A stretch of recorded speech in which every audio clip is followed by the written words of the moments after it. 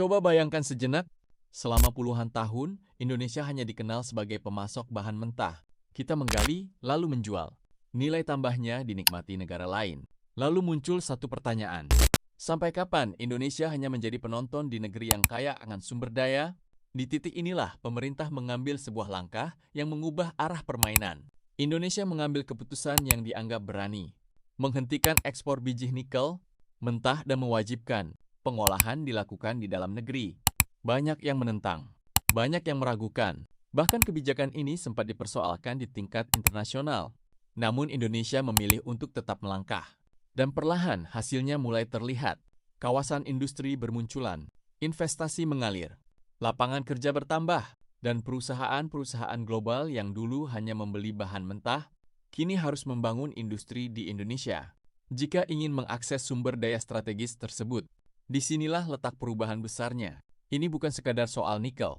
Ini adalah perubahan cara pandang. Indonesia tidak lagi hanya menjual kekayaan alam.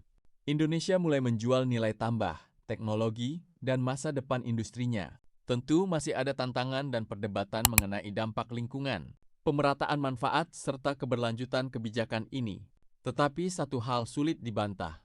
Hari ini, dunia tidak lagi memandang Indonesia hanya sebagai pengekspor bahan mentah. Indonesia mulai menjadi negara yang ikut menentukan arah rantai pasok industri global.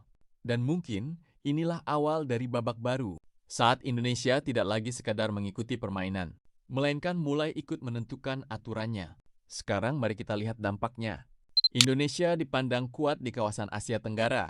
Mereka tidak lagi menganggap negara kita pengekspor bahan mentah saja, namun kita akan mengekspor barang setengah jadi, bahkan bahan jadi.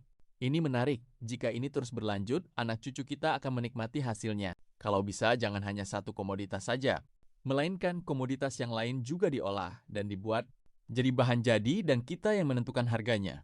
Jangan lagi kita diperbudak negara lain. Jika kamu suka konten ini, tinggalkan jejakmu di sini. Semoga Indonesia maju.